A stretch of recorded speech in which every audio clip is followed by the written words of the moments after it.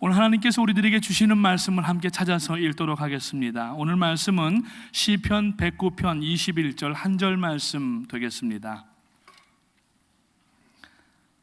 시편 109편 21절 말씀 되겠습니다.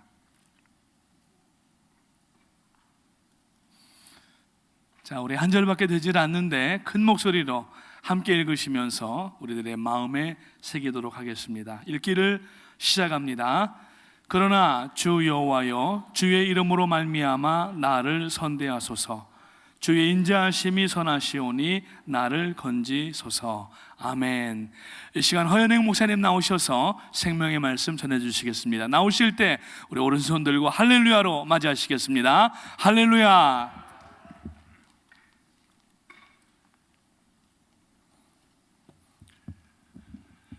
새해 들어서 우리 테니스 동호회에서 이렇게 힘차게 금요 예배 간증과 찬양으로 포문을 열어주셔서 아주 얼마나 가슴이 후련한지 모릅니다. 저도 이렇게 이 모임에 껴주셔서 여러 교역자들과 함께 또 체력을 좀 단련을 하고 있습니다. 워낙 운동이 부족해서 이 시간이 아니면 제대로 하는 운동도 없고 그래서 얼마나 이 시간이 기다려지는지 모릅니다.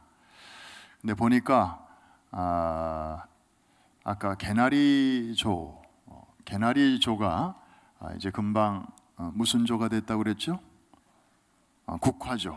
예, 그래서 어제의 개나리조가 영원한 개나리가 아니고 부지런히 하다 보면 어느새 이제 한 단계 이렇게 어드밴스 돼가지고 국화조가 되고 또 오늘의 국화조가 또 내일의 무궁화조가 이렇게 됩니다. 저는 현재 무궁화조에 있는데 굉장한 위협을 느끼고 있습니다. 저는 이제 이렇게 지는 해 같고 새로 올라오시는 분들이 막 아주 빠른 속도로 올라오시기 때문에 그렇습니다. 너무너무 분위기가 좋고 정말 다 형제 자매 가족 같고 특별히 건강을 다지다 보니까 모든 일에 매사에 자신감이 있고 또 할 수 있다 이런 생각들로 아주 충천해 있습니다. 일례로 최근에 폭설 때 돌아오는 내일이 바로 주일 예배인데 이 어마어마한 눈을 이제 트럭으로도 치우지만 그 트럭이 닿지 못하는 그런 성도님들이 이렇게 다니시는 그 통로를 사람의 손으로 치워야 되는데 그때 제가 듣기로는 우리 테니스 동호회 회원들이 많이들 나오셔서 이렇게 또 봉사를 해 주셨습니다. 우리 고맙게 생각하고 또 담임 목사님도 틈틈이 나오셔서 같이 이렇게 운동하시면서 또 기도도 해주시고 얼마나 좋은지 모릅니다. 혹시 여러분 중에 나도 좀 조인하고 싶다 하는 분들이 계신데 제가 어제 우리 스태프들한테 좀 여쭤봤습니다. 아무나 또 아무 때나 이렇게 오실 수 있나요? 그랬더니 이번 시즌에는 좀 자리가 찼대요. 그래서 좀 웨이팅 리스트에 올려놨다가 아마 다음 시즌쯤에 그렇게 좀 자리를 만들어 보시겠다고 이제 그럴 정도로 아주 대단히 아주 인기가 좋습니다. 우리 교회 안에 지금 야구부도 있고 또 이 테니스도 있고 여러 스포츠 동호회들이 있는데 전에도 좀 족구팀도 있었습니다만은 요즘은 좀 쉬고 있습니다. 앞으로 스포츠 동호인들이 또 좀 많이 이렇게 종목별로 만들어져서 우리 신앙과 영역과 함께 또 체력을 같이 향상할 수 있으면 우리 새로운 가족들이 이렇게 잘 정착하는 데도 큰 도움이 될 것입니다. 다시 한번 우리 감사를 드립니다. 요즘 뉴스를 보면 이렇게 자주 들리는 주요 뉴스들이 있습니다.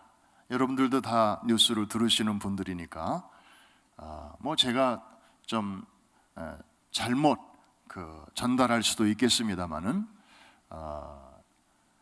대개 한 세 종류의 뉴스가 우리의 귓전을 때립니다. 미국 국내로 보면 아무래도 이제 금년 11월에 있을 대통령 선거를 앞두고 아이오와 주에서의 그 예비 선거와 또 곧 치러질 그 뉴햄프셔 주에서의 프라이머리, 이 선거를 앞두고 뭐 공화당 또 민주당 여러 대권 주자들이 벌이는 그 치열한 그 박빙의 경쟁, 뭐 TV를 켜거나 혹은 신문을 보거나 그게 단연 탑일 것입니다. 그런가 하면 국제적인 뉴스로는 사람들에게 지금 굉장한 그 관심을 끌고 또 두렵게 하는 뉴스가 있는데, 소위 무슨 바이러스? 지카 바이러스라고 하는 이 모기를 통해서 전염되는 이 바이러스가 이제 그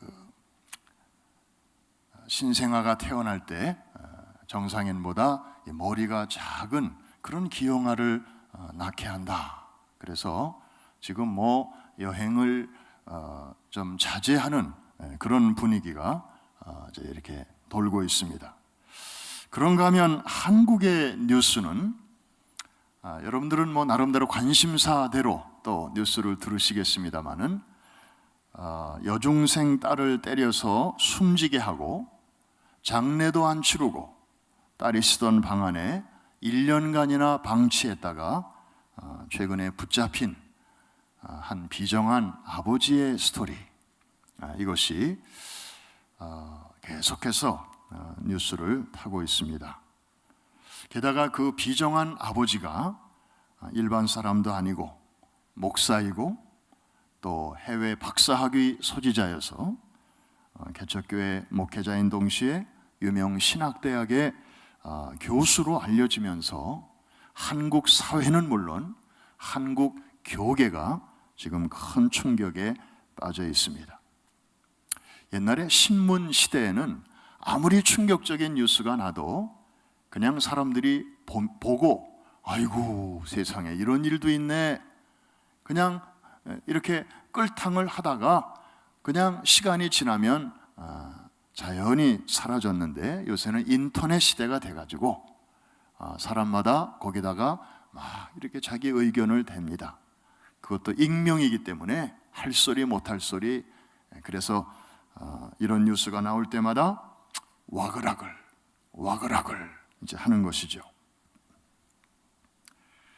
먼 데서 일어난 일인데도요, 마치 나와 가까운 일가 친척의 일 같고, 그래서 더욱 안타깝고 남의 일 같지가 않고, 그리고 어떤 때는 나도 모르게 막 얼굴이 이렇게 붉어지고,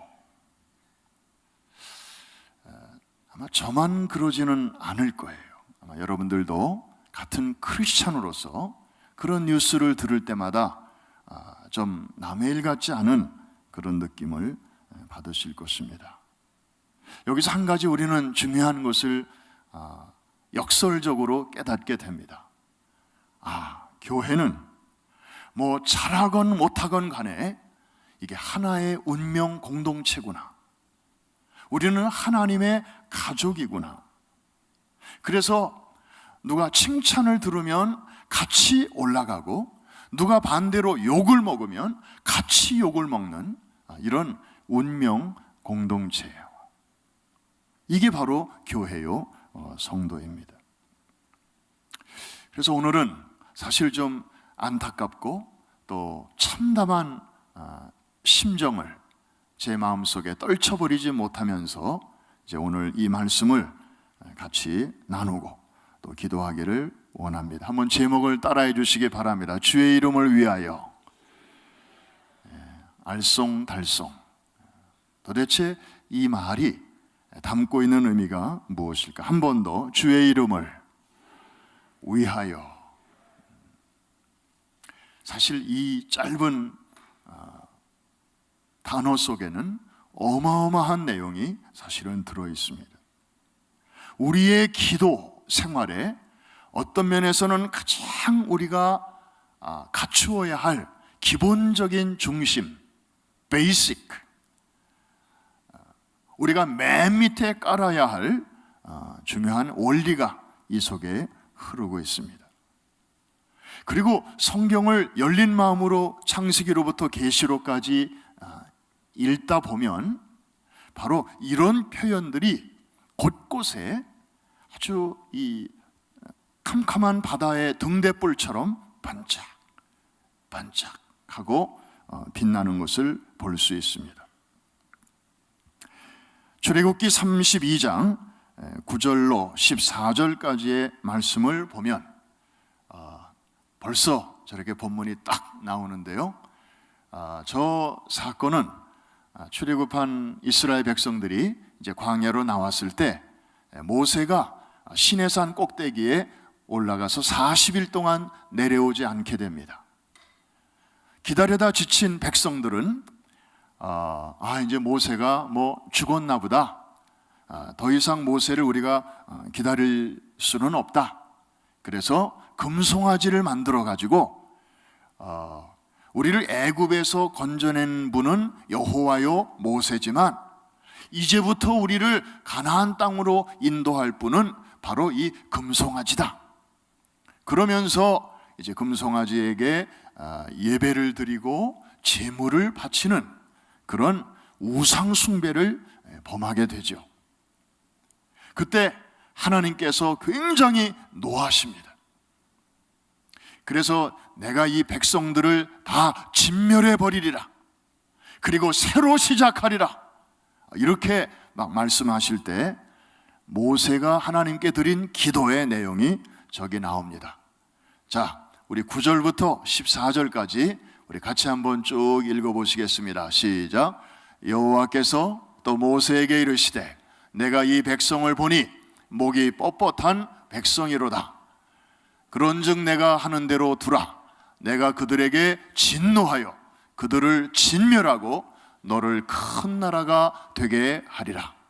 모세가 그의 하나님 여호와께 구하여 이르되 여호와여 어찌하여 그 큰 권능과 강한 손으로 애굽 땅에서 인도하여 내신 주의 백성에게 진노하시나이까? 어찌하여 애굽 사람들이 이르기를 여호와가 자기의 백성을 산에서 죽이고 지면에서 진멸하려는 악한 의도로 인도해 내었다고 말하게 하시려 하나이까? 주의 맹렬한 노를 그치시고 뜻을 돌이키사 주의 백성에게 이 화를 내리지 마옵소서. 거기까지. 무슨 내용이 되겠습니까? 하나님은 작정하셨습니다. 내가 도무지 이런 자들을 데리고 가나안 땅으로 들어갈 수가 없다. 다시 시작하겠다. 그때 모세의 기도가 정말 우리의 마음을 울립니다. 모세가 다 이렇게 표현은 안 했지만 이스라엘 백성들이 잘했다고 두둔하는 건 아니죠. 분명히 저들은 대단히 큰 잘못을 범했습니다. 모세가 그것을 굳이 이렇게 감추거나 그것을 변호할 의사는 전혀 없습니다. 왜? 그거는 부인할 수 없는 사실입니다. 그런데 모세가 그 다음에 하나님께 뭘 가지고 나아갑니까? 이스라엘 백성들의 행위를 가지고는 두말할 나위가 없으니까 이제 하나님을 걸고 넘어지는 거예요. 모세는 하나님이 그렇게 하셔도 우리는 할 말이 없습니다. 하나님의 처사에 대해서 아무도 이의를 제기할 자는 없습니다. 그러나 하나님, 만일에 당신이 애굽에서 그 크신 권능으로 끄집어낸 백성들을 이 광야에서 다 진멸시켜 버리시면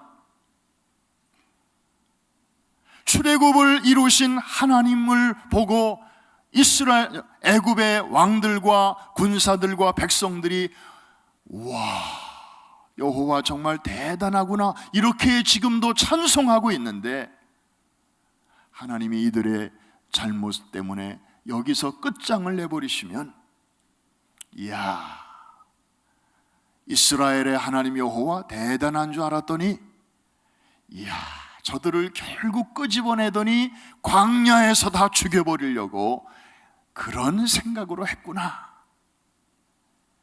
이야, 정말 그 속셈이 그대로 다 드러났구나. 이렇게 하나님을 욕되게 하지 않겠습니까?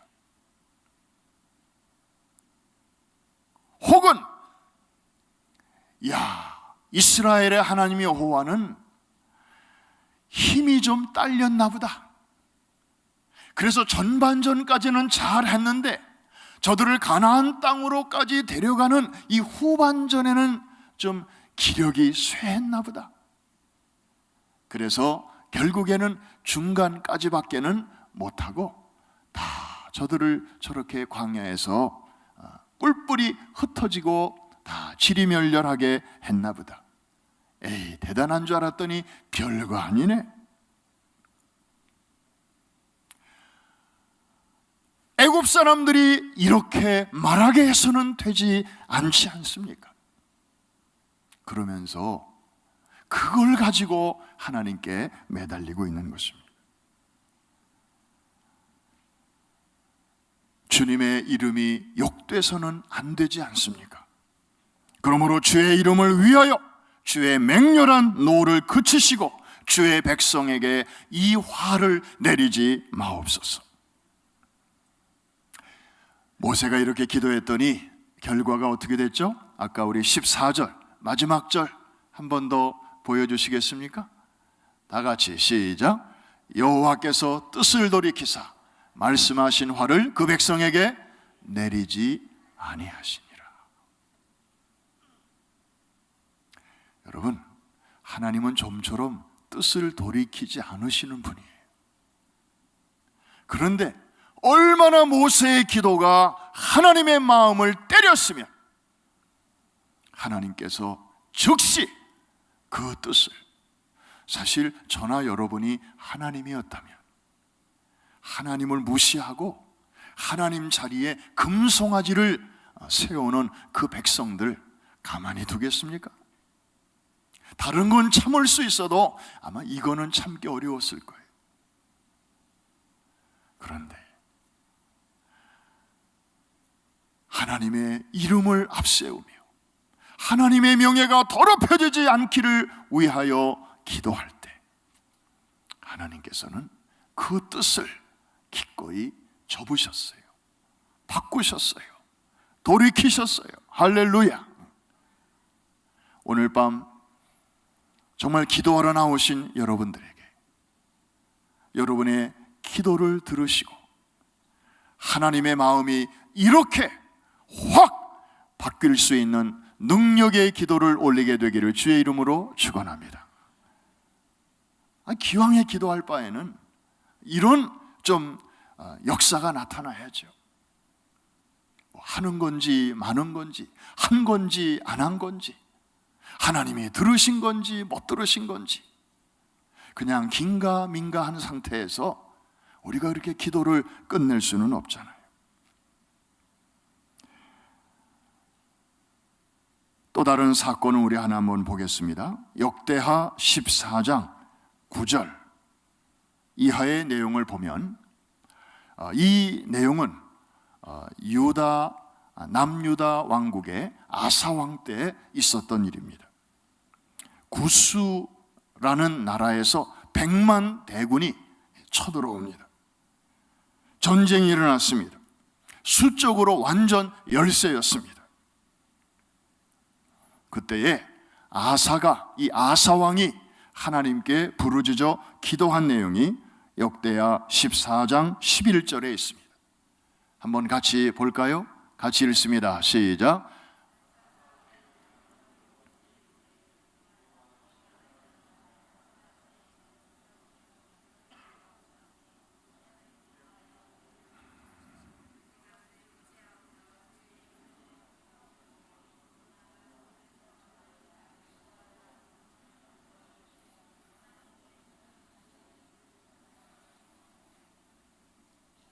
자, 후반부만 제가 다시 한번 읽습니다. 여호와여 우리를 도우소서. 우리가 주를 의지하오며 그 다음에 주의 무엇을 의탁하옵고 주의 이름을 의탁하옵고 이 많은 무리를 치러 왔나이다. 여호와여, 주는 우리 하나님이시오니 원하건대 사람이 주를 이기지 못하게 하옵소서. 여러분, 100만 대군, 어마어마한 군대와 싸움이 붙었습니다. 이것은 사람의 힘으로는 이길 수 없는 그런 전쟁이었습니다. 이때 역시 유다 왕 아사는 주의 이름을 앞세웁니다. 여호와여, 우리를 도우소서. 우리가 주의 이름을 의탁하옵니다. 여호와여, 주는 우리 하나님이시오니 원컨대 사람이 주를 이기지 못하게 하옵소서. 남유다 왕국은 예루살렘 성전이 있는 그런 땅입니다. 이 전쟁에서 지면 성전이 무너지게 되고 여호와께 드리는 제사가 금지되고 백성들이 진멸되고 포로로 끌려가고, 그러나 전쟁이 나면 어차피 사람은 다치거나 죽기 마련인데 지금 아사 왕은 그걸 앞세우지 않습니다. 주의 이름을 의탁합니다. 하나님의 이름, 하나님의 명예, 그것이 손상되지 않기를 앞세우며 기도하는 것입니다. 결국 그 전쟁에서 결과는 어떻게 되었을까요? 하나님의 도우심으로 크게 승리할 수 있었습니다. 할렐루야. 우리가 이민 생활을 살다 보면 정말 꼭 이와 같지는 않더라도 어떤 문제 앞에 섰을 때 정말 택도 없이 우리의 힘으로는 감당하기 어려운 그런 문제 앞에 설 때가 많이 있습니다. 아까 우리 집사님 간증할 때 자세하게는 얘기 안 했지만 아마 그렇게 표현을 할 때 우리는 느낄 수 있습니다. 그 당시 정말 얼마나 그 문제가 힘들고 어려웠겠는가. 우리 가나안 제과하면은 이 지역에 널리 알려진 동포 사회의 대표적인 기업인데 오늘날과 같이 이렇게 우뚝 서기까지 그런 또 어려움이 있었다는 것을 아까 살짝 비추어 주었습니다. 여러분, 사람마다 만나서 얘기를 들어보면 이야기의 보따리가 한번 풀어지면 정말 무슨 그냥 소설로 써도 손색이 없을 정도로 얼마나 그런 스토리들이 많은지 몰라요. 앞으로도 어쩌면 우리는 수없이 그런 일들을 만나게 될지도 모릅니다. 그때 우리가 붙들어야 할 소중한 원리가 있습니다. 한번 따라해 주시기 바랍니다. 주의 이름을 위하여. 여러분, 이런 기도를 우리가 언제 드려봤습니까? 여러분, 정말 이런 간절한 기도를 언제 정말 진지하게 드려보셨습니까? 그런데 성경에 보면 바로 이런 기도를 통해서 그때그때의 위기를 멋지게 하나님의 도우심으로 극복한 사람들의 이야기가 수두룩하게 나오고 있는 것입니다. 자, 이제 우리에게 아주 친숙한 분을 한번 만나볼까요? 다윗. 다윗도 바로 이 비밀을 알고 있는 사람이었습니다. 여러분, 시편 23편 그러면 아마 예수 믿는 사람들은 아마 제일 친근하게 느끼는 그런 시편이 아닌가 싶습니다. 여호와는 나의 목자시니 내가 부족함이 없으리로다로 시작되는데 세 번째 절에 가면 무슨 말씀이 나와요? 자기 이름을 위하여 의의 길로 인도하시는도다. 우리 저기 나오니까 한번 다 같이 한번 우리도 노래해 보십시다. 시작. 내 영혼을 소생시키시고. 자, 우리 하나님은 일하시는데 무엇을 위하여 일하시는 분이라고요? 자기 이름을 위하여 일하시는 분이세요. 이거 대단히 중요한 진리입니다. 미안한 얘기지만 여러분이 간절히 기도할 때 하나님이 여러분들의 기도를 들으시고요, 도움의 손길을 뻗쳐 주시잖아요. 그때 우리는 생각합니다. 나를 위하여 이렇게 도와주셨구나. 그런데 하나님은 꼭 그것만을 위해서가 아니라 한 가지 더 있어요. 하나님이 우리를 도와주실 때는 한 번 더 따라해 주시기 바랍니다. 자기 이름을 위하여. 그러니까 우리에게 연결되어 있는 당신의 이름을 위하여 우리를 도와주시는 것이지. 이걸 우리가 붙들어야 돼요. 다윗은 이걸 알았어요. 하나님은 당신의 이름을 굉장히 중요하게 생각하시는구나. 그래서 당신의 이름이 조금이라도 더럽혀지거나 모욕을 당하거나 그런 것을 하나님은 참지를 못하시는구나. 하나님은 너무나 거룩하신 분이시기 때문에. 그래서 성경을 읽어보면 이스라엘 백성들을 400년 만에 애굽에서 건져내신 것도 뭐 이스라엘 백성들 때문에가 아니에요. 저들이 애굽 땅에서 한 것이라고는 그냥 여호와 다 잊어버리고 그냥 거기서 노예로 짐승처럼 그렇게 산 것밖에 없어요. 그러다가 나중에는 너무너무 삶이 고달프고 힘드니까 그냥 하늘을 향하여 그냥 아유 힘들다, 아유 너무 힘드네요, 그냥 그렇게 부르짖은 것밖에 없어요. 저들이 무슨 회개했다는 것도 없고 무슨 모여서 기도했다는 말도 없고 이미 저들은 하나님을 잃어버렸어요. 그러나 여전히 저들은 이스라엘의 하나님의 백성이라는 그 라벨, 렛대로는 여전히 따라다니고 있었어요.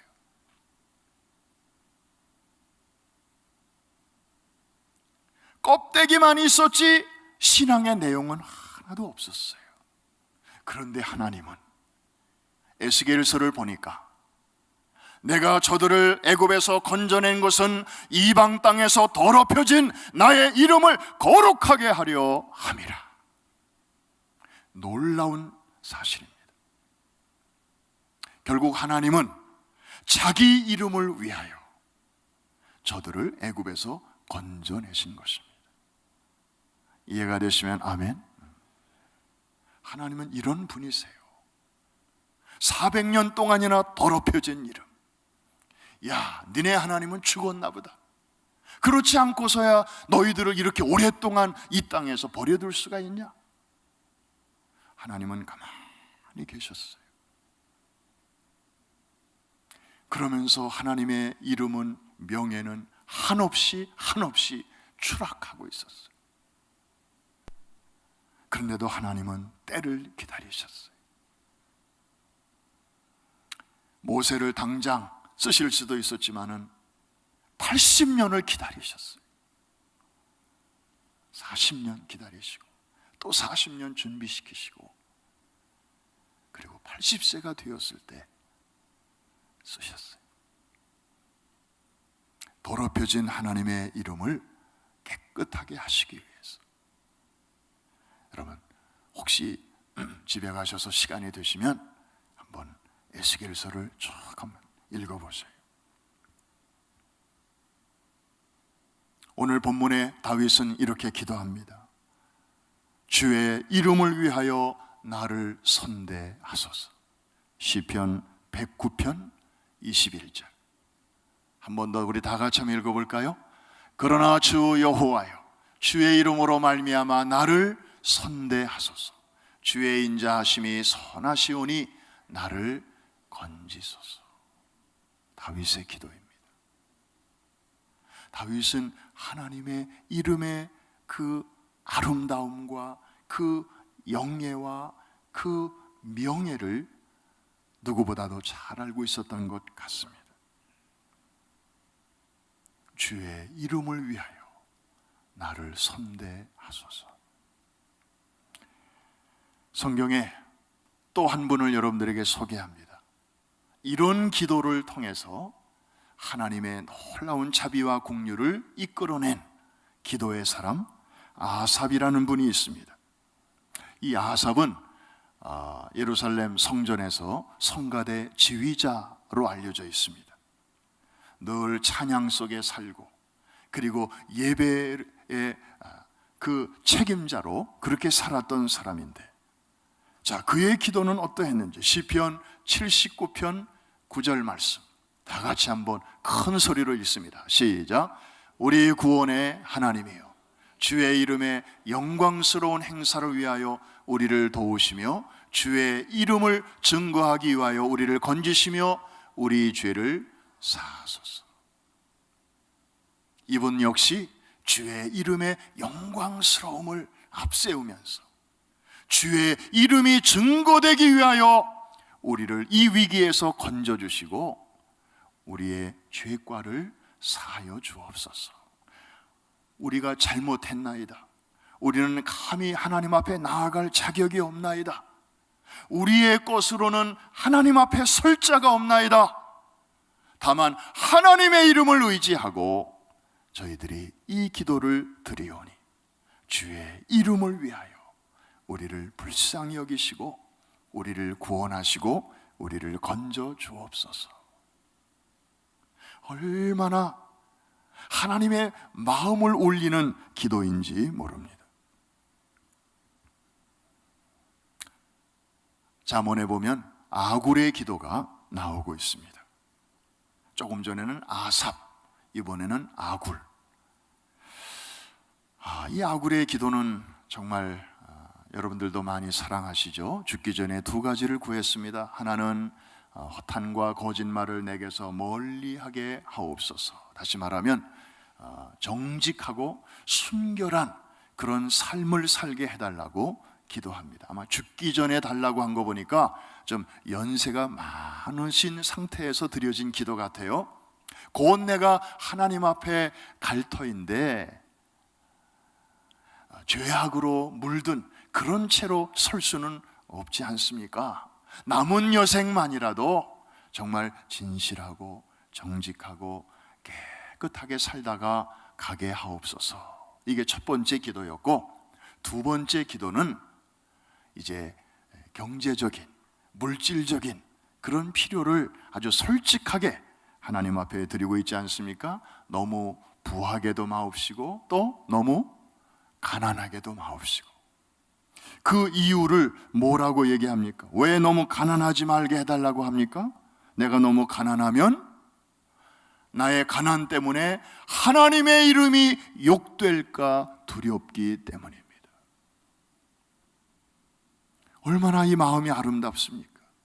자기의 신세, 자기의 처지보다도 혹시나 나 때문에 하나님의 이름이 먹칠을 당하지는 않을까, 이런 거룩한 걱정을 하고 있는 것입니다. 이 하나님이 이런 기도를 들으시고 정말 감격하지 않으실 수가 없는 거죠. 그리고 왜 지나친 부자가 되기를 원치 않습니까? 내가 필요 이상으로 돈이 많으면, 물질이 많으면 나도 모르게 에이, 하나님 필요 없네, 하나님이 도와주시지 않아도 저것 가지고 내 남은 여생 남한테 손 안 벌리고 살 수 있을 것 같네, 나도 모르게 하나님을 무시하게 될까 봐. 이 아굴의 기도, 정말 하나님의 신금을 울리는 그런 기도였습니다.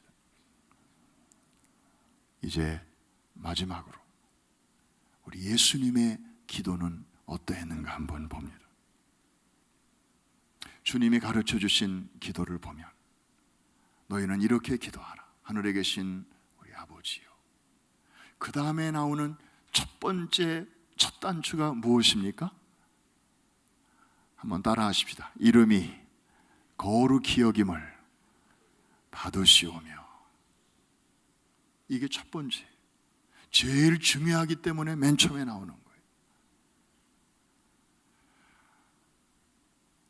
예수님 역시 하나님의 이름을 제일 먼저 앞세우셨습니다. 너희는 이렇게 기도하라. 너희의 삶을 통하여, 너희의 언어를 통해서, 너희의 모든 행실을 통해서 너희를 지켜보는 많은 사람들에게, 저들에게서 하나님의 이름이 높임을 받으시옵소서. 그런 일에 너희가 도구로 쓰임을 받을 수 있도록 기도하라는 것이었습니다.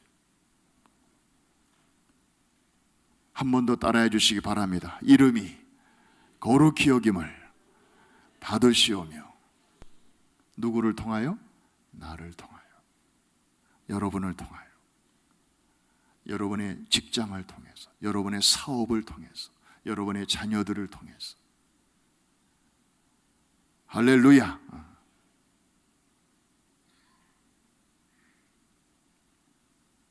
반대로 사는 사람들도 있어요. 우리의 범사를 통하여 하나님의 이름을 욕되게 하는 사람들도 있어요. 뉴스에 많이 납니다. 신문에 많이 납니다. 인터넷에 와글와글 합니다. 사람들의 손가락질을 받습니다. 어떻게 교인이 그럴 수가 있어? 어떻게 예수 믿는 사람이 그럴 수 있어? 주님이 가르쳐 주신 기도가 더 절실하게 느껴지는 때입니다. 어느 날 주님이 종려주일이네요. 예루살렘 입성 후에 다가오는 고난의 그림자를 이렇게 느끼시면서 예수님이 드리신 기도가 있습니다. 겟세마네 동산에서 드리신 기도 전에 예루살렘 성전 안에서 드리신 기도가 있습니다.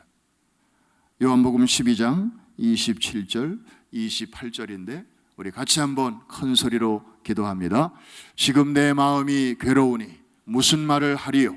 아버지여, 나를 구원하여 이때를 면하게 하여 주옵소서. 그러나 내가 이를 위하여 이때에 왔나이다. 아버지여, 아버지의 이름을 영광스럽게 하옵소서 하시니, 이에 하늘에서 소리가 나서 이르되 내가 이미 영광스럽게 하였고 또다시 영광스럽게 하리라 하시니.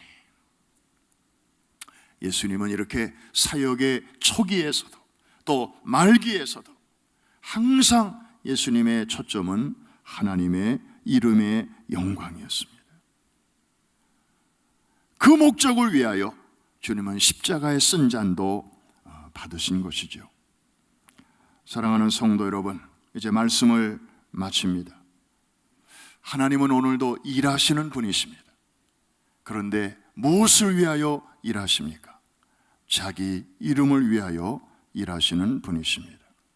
그러므로 자신의 이름을 높이는 자신의 백성들을 하나님은 오늘도 최우선적으로 살피시고 돌보시고 도와주시고 인도하여 주십니다. 그 이름으로 일컬음을 받는 성도들을, 교회를, 사업장을, 자녀들을 하나님은 오늘도 불꽃 같은 눈으로 지켜주시고 물 같은 시련 속에서도 불 같은 시험 속에서도 주의 이름을 위하여, 당신의 명예를 위하여 저들을 과거에도 지켜주셨고 지금도 지켜주시고 앞으로도 함께해 주실 줄로 믿습니다. 오늘 밤 이 믿음을 가지고 주의 이름을 위하여 주여 일하여 주옵소서, 정말 뜨거운 가슴으로 주 앞에 기도하는 심령들마다 하나님께서 예수의 이름으로 일으켜 주실 줄로 믿습니다. 오늘 저녁에 기도를 통하여 우리의 심령에 다시 한번 일어나는 그런 능력의 시간, 회복의 시간, 치유의 시간, 그리고 축복의 시간이 될 수 있기를 주의 이름으로 축원합니다. 기도하겠습니다.